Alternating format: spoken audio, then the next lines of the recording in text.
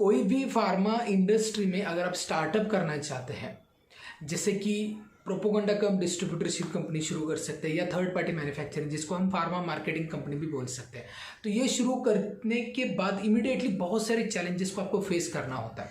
तो वो कौन से चैलेंजेस है ये जानना काफ़ी ज़रूरी है।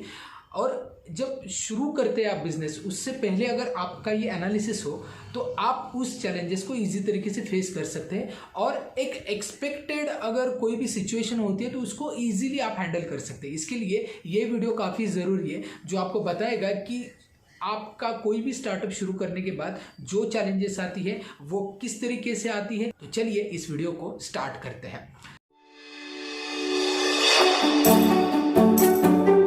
सबसे पहली चैलेंज है फंडिंग। जब भी आप सोचते हैं कि कोई भी बिजनेस शुरू करें, थर्ड पार्टी मैन्युफैक्चरिंग के स्पेशली इसके बारे में बता रहा हूँ, यहाँ पे फंडिंग आपके पास लगभग 15 से 20 लाख तक की होनी ज़रूरी है। पीसीडी में आपको ऐसे फंडिंग की इश्यू नहीं आती। पीसीडी में क्या होता है, पीसीडी में आप 10,000 20,000 से भी शुरू कर सकते हैं। अगर आपके पास होलसेल का ड्रग लाइसेंस है, जीएसटी नंबर है, then you can go for the PCD easy way. Okay, ये पहले चैलेंज है, ये स्पेशली थर्ड पार्टी मैन्युफैक्चरिंग के लिए। दूसरी चैलेंज है, दोनों बिजनेस में आती है, वो है एट्रिशन फ्रॉम मेडिकल रिप्रेजेंटेटिव। बहुत सारे मेडिकल रिप्रेजेंटेटिव इनिशियल मतलब एक तो मिलते नहीं है और दूसरी बात मिलने के बाद 6 महीने या 1 साल में छोड़ के जाते हैं। तो ये एट्रिशन काफ़ी सभी कंपनीज में होता है और इसके लिए आपको एक अल्टरनेटिव हमेशा आपके पास होना ज़रूरी है। जैसे कि एक एमआर 6 महीने या 1 साल काम कर दिया और उसके बाद छोड़ दिया, तो ये जनरली एक्सपीरियंस के लिए बहुत सारे लोग आते हैं। उसके बाद एक्सपीरियंस अच्छा होता है, दूसरी कंपनी में जाते हैं तो वहाँ पे और एक अच्छा पैकेज भी मिलता है और मतलब एक एक्सपोजर मिलता है अच्छी कंपनी में, राइट। तो इसके लिए बहुत सारे लोग एज एन एक्सपीरियंस के लिए काम करते हैं स्टार्टअप में। तीसरी चैलेंज ये है कि आप जिस डॉक्टर के पास जाते हैं, अब कोई भी डॉक्टर, जैसे स्पेशली पीसीडी के बारे में बता रहा हूँ, पीसीडी अगर आपको कोई कंपनी लेके जाते हैं तो डॉक्टर एक्टिविटीज़ के बारे में सबसे ज़्यादा बोलते हैं। जो डॉक्टर्स ऑलरेडी एक्टिविटी बहुत सारे कंपनी से लेते हैं तो वो डॉक्टर डेफिनेटली एक्टिविटी के लिए बोलेंगे, क्योंकि पीसीडी फार्मा मतलब एक्टिविटी करेंगे तभी सेल होगा। ये एक मतलब एक थिंकिंग पावर है मार्केट में। तो इसके लिए जब भी डॉक्टर प्रेफरेंस देते हैं किसी भी कंपनी को, तो पहले एमएनसी को देते हैं, इसके बाद थर्ड पार्टी मैन्युफैक्चरिंग और इसके बाद पीसीडी फार्मा में। अब पीसीडी में ये दिक्कत है and next third party manufacturing में भी एक्टिविटी करने वाले डॉक्टर्स आपको मिलेंगे। बहुत सारे लोग पूछेंगे एक्टिविटी क्या कर सकते हैं आप, तो आपको चैलेंज ये नहीं कि एक्टिविटी करना है, एक्टिविटी तो हर बड़ी कंपनी भी करती है, नो इश्यू, लेकिन लॉयल डॉक्टर्स होनी चाहिए। ये देखना जरूरी है कि मान लीजिए आउटपुट डॉक्टर दे रहा है कि नहीं। अगर दे रहा है तभी आपको एक्टिविटी करनी है। अगर मान लीजिए एक्टिविटी कर ली और फिर डॉक्टर्स ने रिटर्न एक्सपेक्टेड नहीं दिया तो आपका मतलब उतना टाइम वेस्ट हो जाता है एंड अल्टीमेटली फाइनेंशियल भी लॉस हो जाता है। ये एक सबसे बड़े चैलेंज है। Market analysis and current trends.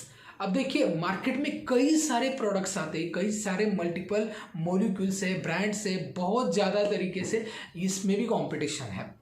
तो कौन सा प्रोडक्ट लेना चाहिए, मॉलिक्यूल कौन सा लेना चाहिए आपको।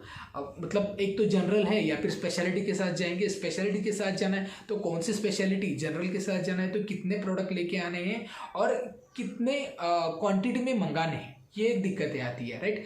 तो मॉलिक्यूल सिलेक्शन में काफ़ी ज़्यादा कंफ्यूजन होता है, तो ये एक चैलेंजिंग पार्ट है। इसके लिए मार्केट अपडेट्स या मार्केट की जानकारी होना ज़रूरी है।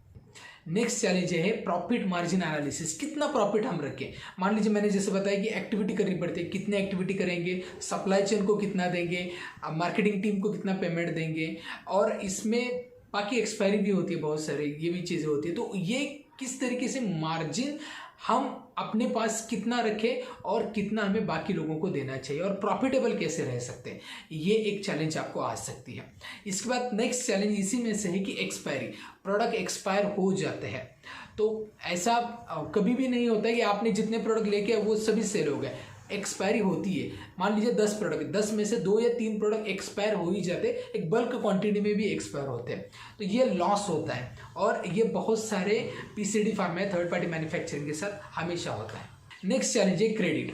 स्पेशली ये पीसीडी में बहुत बड़ी चैलेंज है, क्योंकि अवेलेबल मॉलिक्यूल तो करना है, मेडिसिन अवेलेबल करना है, तो रिटेलर इजीली राजी नहीं होता कि ये ब्रांड अवेलेबल करने के लिए, तो आपको उसको क्रेडिट देना पड़ता है। तो वो क्रेडिट फिर वो उसमें आउटस्टैंडिंग काफ़ी ज़्यादा बढ़ जाता है। जैसे 15 दिन में दे दिया, 15 दिन का क्रेडिट देते, पेमेंट नहीं होता, 1 महीना हो गया, 2 महीने हो गए, पेमेंट नहीं हुआ, कलेक्शन नहीं होता है, और फिर मेडिसिन आपको मंगानी तो पड़ती है, आपका पेमेंट मतलब पैसा स्टक हो जाता है मार्केट में, और किस तरीके से आपको रन करेंगे, क्योंकि बाकी आगे जाके है ना वो कंपनी फेल हो जाती है। ये मैंने बहुत बार देखा है, और आपने भी कई बार देखा होगा, आपके नज़दीक में कोई पीसीडी कंपनी है तो फेल होने के चांसेस सबसे ज़्यादा है, क्योंकि क्रेडिट है। थर्ड पार्टी मैन्युफैक्चरिंग में भी क्रेडिट का इश्यू है, क्योंकि प्रोडक्ट अवेलेबल करना है तो क्रेडिट आपको देना ही होता है रिटेलर को, और लेकिन उसका जो रीपेमेंट है तो वो आना चाहिए। ये एक बड़ी चैलेंज होती है। इसके बाद नेक्स्ट चैलेंज है क्रिएट मोनोपोली।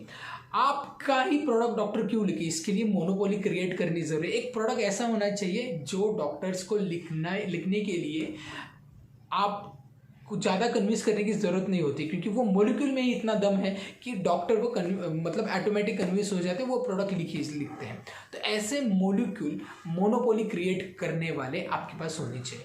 तो ये एक बड़ी चैलेंज इसके लिए होती है कि आपको बहुत सारी कंपनी सर्च करनी होती है, इसके बाद मोनोपोली वाला कंपनी आपको ढूंढना होता है, और वो पर्टिकुलर मॉलिक्यूल आपके पास होना चाहिए। इसके बाद नेक्स्ट है providing best quality at the lowest rate.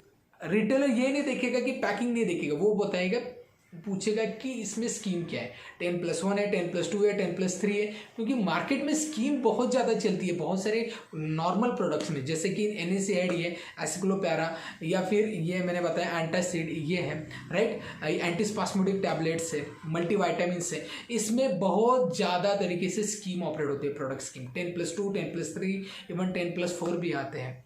तो आपको ये क्वालिटी मेंटेन, जो क्वालिटी में पैसा, देन आफ्टर प्रोडक्ट में मार्जिन भी देना है, और फिर स्कीम भी देनी है, बहुत ज़्यादा चीज़ें होती है, इसको मैनेज करना काफ़ी डिफिकल्ट होता है।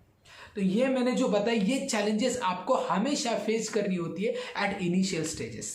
मैंने यहाँ पे आपको सोल्यूशन नहीं बताया, क्योंकि ये सोल्यूशन आपको मिलेगा हमारे 3-day workshop on the pharma startup. यहाँ पे मैं आपको इन डेप्थ नॉलेज बताऊंगा कि किस तरीके से शुरू कर सकते हैं, मार्केट एनालिसिस कर सकते हैं, मॉलिक्यूल कैसे आप सर्च करेंगे, कंपनी कैसे सर्च करेंगे, मार्केटिंग टीम को कैसे डेवलप करेंगे, एक्सपायरी कैसे मैनेज करेंगे, बैकएंड टीम कैसे डेवलप करेंगे, साथ ही आपका product profit margin, product availability कैसे बढ़ाएंगे, प्रोडक्ट एक्सपांशन कैसे होना चाहिए, फाइनेंशियल मैनेजमेंट कैसी होनी चाहिए, ये सारी चीज़ें हम वहाँ पे डिस्कस करेंगे। इस सारे डिटेल्स के लिए ऑलरेडी हमने वीडियो बनाए, ऊपर आई बटन पे लिंक प्रोवाइड की गई है, वो वीडियो देखिए, डिस्क्रिप्शन में इसके पूरे डिटेल्स दिए गए हैं। तो आप अगर स्टार्टअप करना चाहते हैं तो this workshop is more than sufficient for you. इसमें काफ़ी ज़्यादा इन डेप्थ नॉलेज मैं आपको प्रोवाइड करूंगा। सो मैं आपका इंतज़ार कर रहा हूं। अगर आप बिजनेस स्टार्ट करना चाहते हैं या स्टार्ट कर चुके हैं लेकिन ग्रो नहीं कर पा रहे, तो आपके लिए वर्कशॉप बिल्कुल भी सही है। तो चलिए इस वीडियो में इतना ही। वीडियो कैसा लगा ये मुझे बताइए। वीडियो अच्छा लगता है, वीडियो का कंटेंट अच्छा लगता है, वीडियो को लाइक जरूर करें। चैनल को अभी तक आपने सब्सक्राइब नहीं किया है तो हमारा चैनल फार्मा इंडस्ट्री के रिलेटेड वेरियस बिजनेस अपॉर्चुनिटीज़ के वीडियो बनाता है। तो आप फार्मा इंडस्ट्री से या यहाँ पे बिजनेस अपॉर्चुनिटी ढूंढ रहे हैं तो डेफिनेटली आप हमारा चैनल जरूर सब्सक्राइब करें और इस वीडियो को बहुत सारे लोगों तक शेयर करें। तो इस वीडियो में इतना ही, मिलते हैं नेक्स्ट वीडियो में। तब तक बी हेल्दी, बी हैप्पी।